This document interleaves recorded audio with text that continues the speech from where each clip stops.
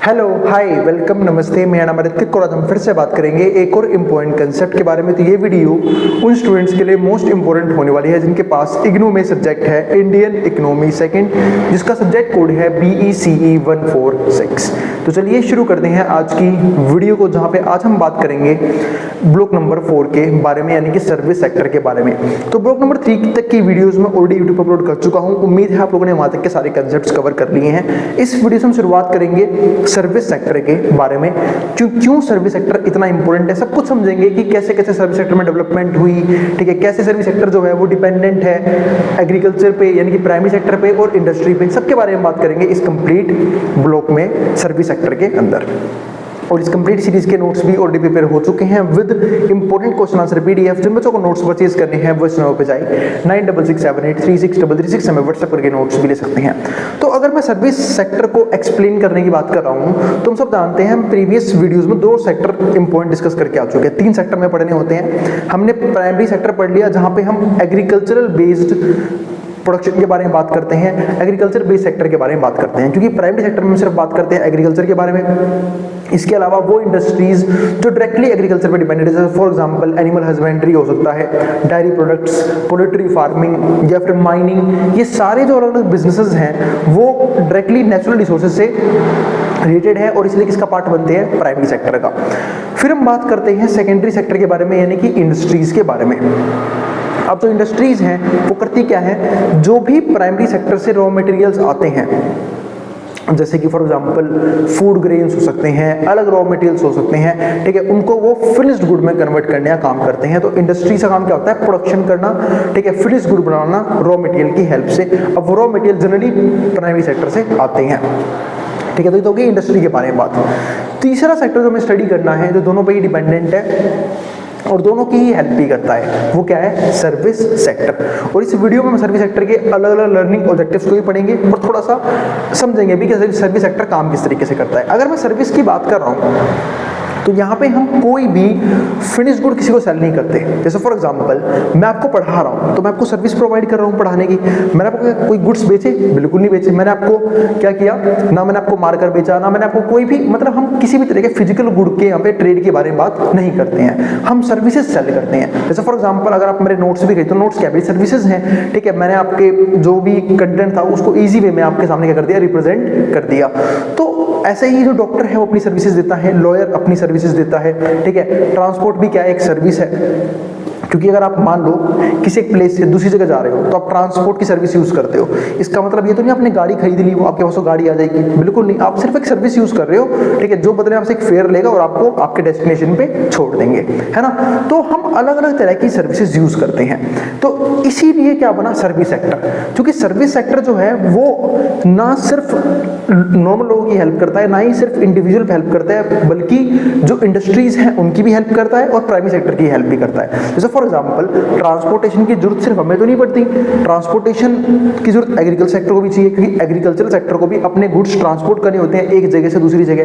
Same ऐसे ही industry को भी करने पड़ते हैं। ऐसे ही बैंकिंग की सर्विस की जरूरत सिर्फ हमें नहीं पड़ती, नॉर्मल इंडिविजुअल्स को, बैंकिंग की जरूरत जो है इंस्टीट्यूशन को ही पड़ती है, एग्रीकल्चर सेक्टर के अंदर भी पड़ती है, ठीक है, मैन्युफैक्चरिंग इंडस्ट्रीज के अंदर ही पड़ती है।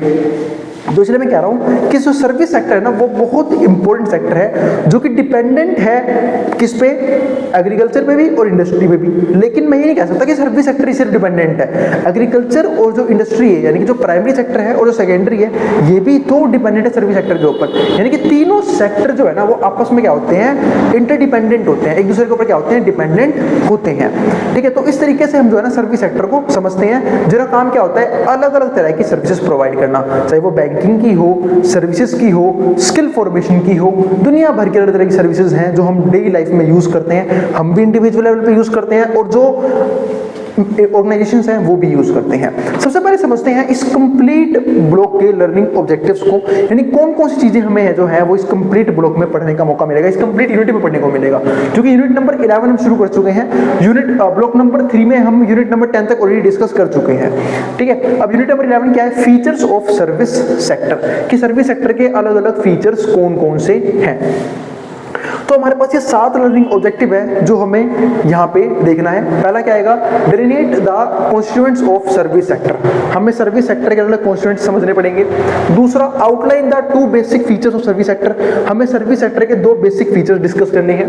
तीसरा क्या होगा, discuss the trend in the sectoral share of GDP, यानी कि जो जीडीपी है उसमें कंट्रीब्यूशन प्राइमरी सेक्टर का भी होता है, सेकेंडरी का भी होता है और टर्शियरी का भी होता है, यानी कि सर्विस सेक्टर का भी होता है। तो जीडीपी में क्या कंट्रीब्यूशन रहा और कैसे कैसे चेंजेस आए जीडीपी में कंट्रीब्यूशन के अंदर, सेक्टर के अंदर, वो हम डिस्कस करेंगे। तो वही चीज यहाँ पे है, discuss the trend in the sectoral share of GDP over the period 1950 से लेकर 2014, यानी कि 1950 से लेके 2014 तक कैसे कैसे चेंजेस आए वो हम डिस्कस करेंगे। इसके अलावा फोर्थ पॉइंट क्या आएगा, कंपेयर द रीसेंट, हमें कंपेयर करना है रीसेंट यानी कि 2013 से लेकर 17 तक ग्रोथ प्रोफाइल और सर्विस सेक्टर, कि सर्विस सेक्टर में क्या ग्रोथ आई 2013 से लेकर 2017 तक, ये हम देखेंगे। With that agricultural and industrial sector, और उस टाइम पे एग्रीकल्चर सेक्टर में और इंडस्ट्रीज में क्या हो रहा था हम ये भी डिस्कस कर रहे हैं, कि हम कंपैरिजन करते हुए चलेंगे। वैसे आपको बता देता हूं कि जनरली जब कोई इकोनॉमी डेवलप करती है, ग्रो करती है, तो उसका एक फेज ही होता है कि पहले एग्रीकल्चर सेक्टर डेवलप करेगा, फिर इंडस्ट्रीज में डेवलपमेंट होगी और फिर धीरे धीरे सर्विस सेक्टर डेवलप करता है। लेकिन कुछ ऐसी इकोनॉमीज हैं जो डेवलपिंग नेशन में आती हैं जहां पे जनरली क्या हो जाता है कि ये टर्म बिगड़ जाती है, पहले एग्रीकल्चर सेक्टर में डेवलपमेंट आ गई, फिर जो है इंडस्ट्रीज की डेवलपमेंट की बजाय सर्विस सेक्टर ज्यादा डेवलप होगा। जैसे फॉर एग्जांपल इंडिया की बात कर लेते हैं, इंडिया में एग्रीकल्चर सेक्टर जो है वो वेल डेवलप्ड है, इंडस्ट्रीज लैग कर रही है और सर्विस सेक्टर क्या है, वेल डेवलप्ड है। यानी कि सर्विस हम सिर्फ अपनी कंट्री के अंदर ही प्रोवाइड नहीं करते, हम अपनी सर्विसेज को एक्सपोर्ट भी करते हैं, फॉरेन नेशंस को भी हम सर्विस प्रोवाइड करते हैं। तो वही चीज यहाँ पे है। तो हमें देखना है कि 2013 से लेके 17 तक सर्विस सेक्टर ने किस तरीके से ग्रोथ दिखाई। फिर फिफ्थ पॉइंट क्या आता है, explain the features of major constituents of sub sectors and broad services sector in India. हमें जो है ना सब सेक्टर डिस्कस करने पड़ेंगे सर्विस सेक्टर के, ठीक है, और कौन कौन से ब्रॉड सर्विस सेक्टर्स हैं, ठीक है, वो हमें देखने पड़ेंगे इंडिया के अंदर। 6 पॉइंट क्या आता है, right a note on informal service sector, हमें इनफॉर्मल सर्विस सेक्टर भी समझना होगा, क्योंकि आपको सबको पता होगा कि सेक्टर 2 तरह के होते हैं, फॉर्मल भी होते हैं, इनफॉर्मल भी होते हैं। हमें इनफॉर्मल सर्विस सेक्टर स्टडी करना है। इसके अलावा 7th और आखिरी लर्निंग ऑब्जेक्टिव क्या है, present and international profile of employment, हमें एक इंटरनेशनल प्रोफाइल बनानी पड़ेगी एम्प्लॉयमेंट के बारे में। जीवीए शेयर, इसको हम बोलते हैं ग्रोस वैल्यू एडेड, ठीक है, GVA shares of services sector with its implications for policy challenges in India. फिर हमें इसके प्रभाव भी देखने पड़ेंगे और उसको लेके क्या क्या चैलेंज आए वो भी देखने पड़ेंगे, ठीक है। तो ये सारे क्या है हमारे पॉइंट है सर्विस सेक्टर के ऊपर जो हमें स्टडी करने हैं इस कंप्लीट यूनिट नंबर 11 के बारे में। काफी छोटा यूनिट है पिछले यूनिट की तरह, क्योंकि 2 यूनिट काफी बड़े थे, एक तो एग्रीकल्चर सेक्टर बहुत ब्रॉड गया, इसके अलावा जब हम बात करते हैं मैक्रो इकोनॉमिक पॉलिसी, वो भी थोड़ा सा अच्छा सेक्टर अच्छा खासा यूनिट था। लेकिन जो ब्लॉक नंबर 3 है, यानी कि जो इंडस्ट्रीज थी, और जो ब्लॉक नंबर 4 है सर्विस सेक्टर, वो काफी छोटा है एज कंपेयर टू पहले के 2 ब्लॉक्स के अकॉर्डिंग। तो ये 7 लर्निंग ऑब्जेक्टिव है जो हमें इस कंप्लीट चैप्टर में देखना होगा। अब शुरू करते हैं इंट्रोडक्शन से।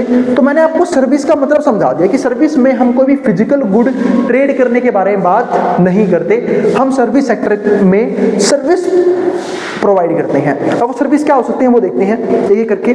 No industry can be set up in an area where roads and banks are not available. अब यहाँ पे काफी इम्पोर्टेंट बात लिखी कि कोई भी इंडस्ट्री सेटअप नहीं होगी किसी भी ऐसे एरिया में जहां पे रोड्स नहीं है, बैंक्स नहीं है, आर नॉट अवेलेबल।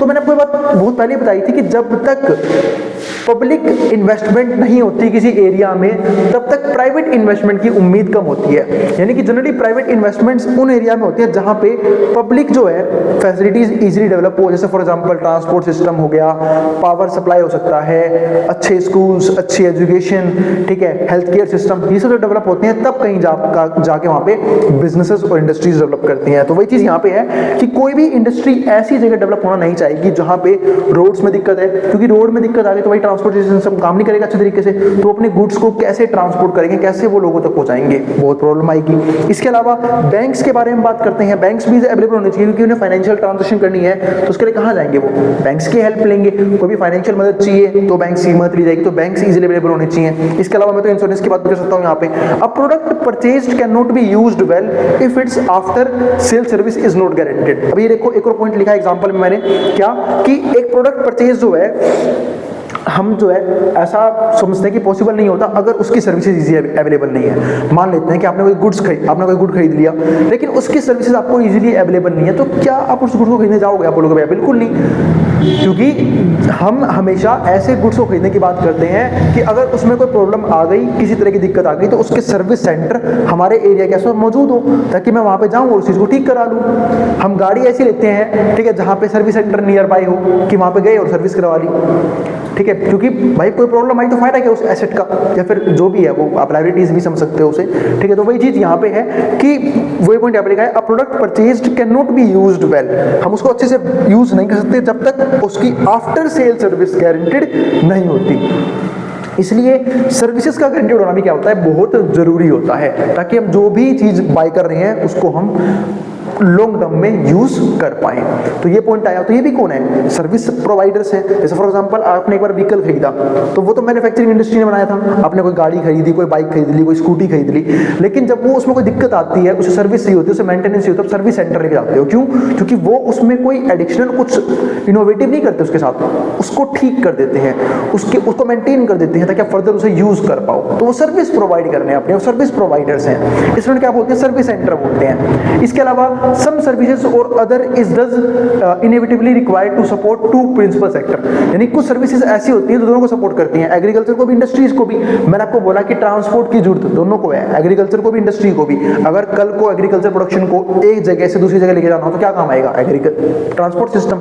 ऐसे ही मैन्युफैक्चरिंग गुड्स को अगर एक जगह दूसरी जगह जाना है तो क्या काम आएगा? Transport system. इंश्योरेंस चाहिए दोनों को, कि कल को अगर मान लो क्रॉप लॉस हो गया या फिर मैन्युफैक्चरिंग इंडस्ट्री में किसी तरह की दिक्कत आ गई, आग वगैरह लग गई, तो कौन वो लॉस पे करेगा? Insurance companies. Banking system develop होनी चाहिए फाइनेंशियल दिक्कतों के लिए, फाइनेंशियल इशू को सोल्व करने के लिए। तो इसलिए क्या बोलते हैं हम कि कुछ सर्विसेज तो ऐसी होती हैं जो जिन पे डायरेक्टली हमारे पहले दो सेक्टर डिपेंड करते हैं, एग्रीकल्चर भी यानी कि प्राइम सेक्टर भी, और सेकेंडरी यानी कि इंडस्ट्रीज भी। इसके बाद क्या आता है? Third leading sector. यहाँ पे थर्ड की बात कर रहे हैं हम यहाँ पे, ठीक है। तो थर्ड लीडिंग सेक्टर की जब हम बात कर रहे हैं तो ये हमारे पास क्या होगा, in of the economy is the service sector, ठीक है। तो थर्ड लीडिंग सेक्टर है सर्विस सेक्टर, क्योंकि मैं पहले की बात कर चुका हूँ। प्राइमरी को मैं डीप में स्टडी किया ब्लॉक नंबर 2 में, सेकेंडरी को डीप में पढ़ा ब्लॉक नंबर 3 में। अब हमें सिर्फ सर्विस सेक्टर के बारे में पढ़ना है तो हम सिर्फ उसके बारे में पढ़ेंगे, ठीक है। तो थर्ड लीडिंग सेक्टर जो है इकोनॉमी का वो क्या है? Is the service sector. वो सर्विस सेक्टर है which does not produce any tangible goods, जो किसी भी तरह के टेंजिबल गुड्स को प्रोड्यूस नहीं करते। टेंजिबल गुड्स कौन से होते हैं? जिनको नहीं पता बता देता हूं। टेंजिबल गुड्स वो गुड्स होते हैं, ठीक है, जिनको हम टच कर सकते हैं। फॉर एग्जांपल ये मार्कर क्या है? टेंजिबल गुड्स हैं, ठीक है। लेकिन ऐसे भी कुछ चीजें होती हैं जो इंटेंजिबल होती हैं, जैसे कि फॉर एग्जांपल अगर मैं गुडविल की बात करता हूं, ट्रेडमार्क की बात करता हूं, पेटेंट की बात करता हूं, अकाउंट्स की टर्म में आपने सारी चीजें पढ़ी होंगी। ये सब क्या होती हैं? इंटेंजिबल गुड्स होते हैं, जिनको हम टच नहीं कर सकते, जिनको हम सिर्फ फील कर सकते हैं, आप उनको टच और देख नहीं पाओगे। वही चीज यहाँ पे है। तो ये जो सर्विस सेक्टर है वो किसी भी तरह के टेंजिबल गुड्स को सेल नहीं करते, बट परफॉर्म्स क्रूशियल सर्विसेज। लेकिन ये बहुत सारी क्रूशियल सर्विसेज जो है वो क्या करते हैं? प्रोवाइड करते हैं, और एक्शंस प्रोवाइड करते हैं that can not be seen, जो सीन मतलब जो हम देख नहीं पाएंगे पर फील कर सकते हैं, फेल्ट, टेस्टेड और टच भी कर सकते हैं एज ऑब्जेक्ट्स और गुड्स।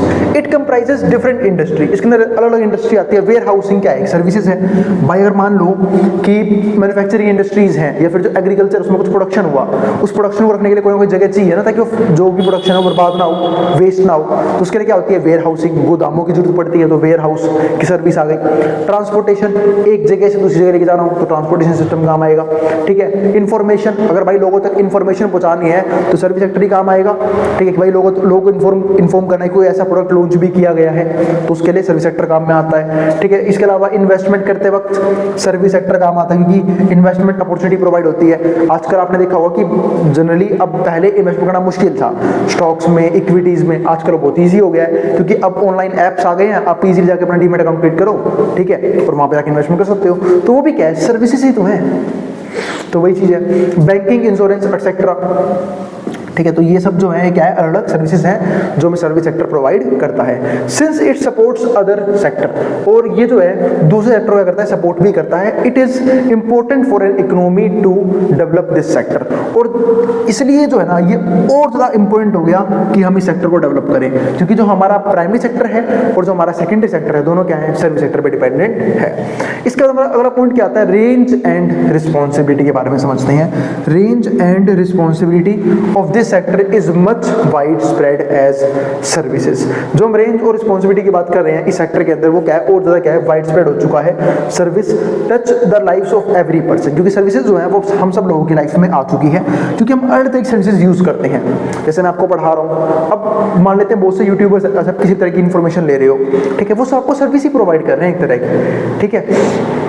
इसके अलावा हम एंटरटेनिंग वीडियोस देखते हैं, वो भी हमें सर्विस प्रोवाइड करते हैं, ठीक है, वो भी हमें कोई गुड्स तो बेच नहीं रहे, वो भी सर्विस प्रोवाइड कर रहे हैं, ठीक है। तो दुनिया भर के लोग जो है ना, मतलब अब हर पर्सन को सर्विस की जरूरत पड़ती है। आप अलग चीज़ों की सब्सक्रिप्शन बाय करते हो तो क्या है, सर्विसेज ही तो है। हम ब्रॉडबैंड सर्विसेज यूज करते हैं, ठीक है, हम नेटफ्लिक्स का, OTT प्लेटफॉर्म्स का, दुनिया भर के चीज़ों का हम क्या करते हैं, सब्सक्रिप्शन बाय करते हैं, ठीक है। तो इस चीज़ें क्या है, तो वही चीज़ है कि हम क्या कर रहे हैं यहाँ पे कि जो रेंज और रिस्पॉन्सिबिलिटी है ना सर्विस सेक्टर की, वो बहुत ज़्यादा हो चुकी है, बढ़ चुकी है। अब हर पर्सन को क्या चाहिए, सर्विसेज चाहिए।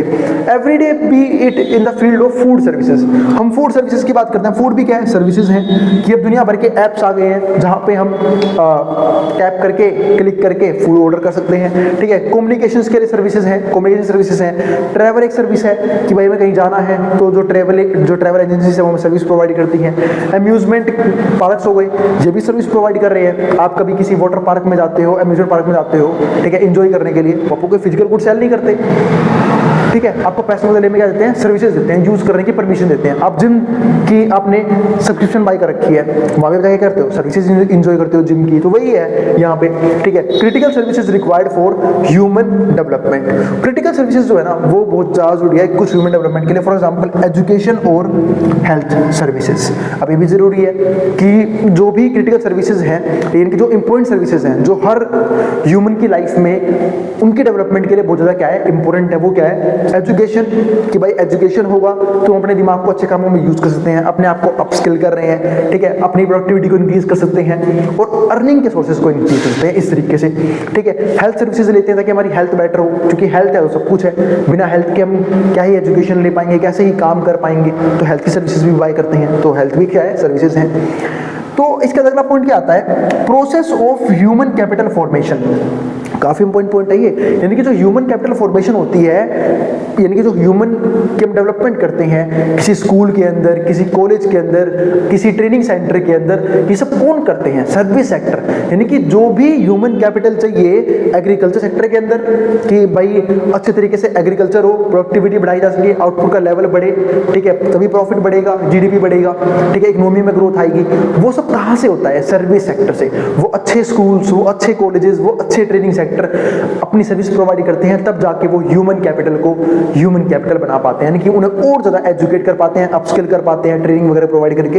तो यही हो गया process of human capital formation made by the latter two sectors.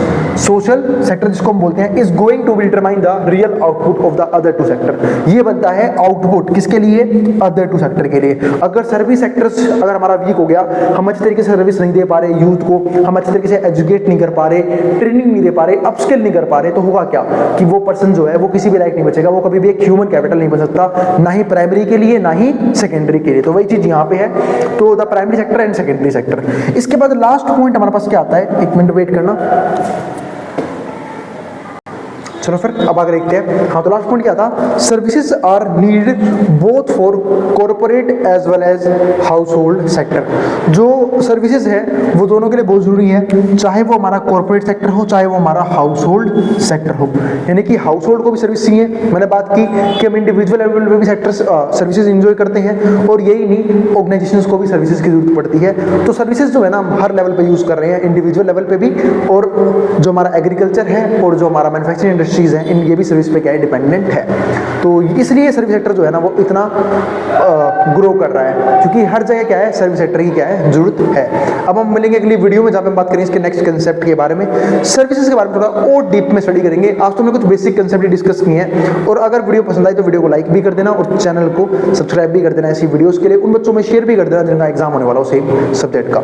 अब इसको जो उतारना है वो उतार सकता है। नोट्स के लिए आप इस नंबर पे यानी कि 9667836336 हमें व्हाट्सएप करके नोट्स भी ले सकते हैं। अब इसको जो उतारना है वो उतार लें।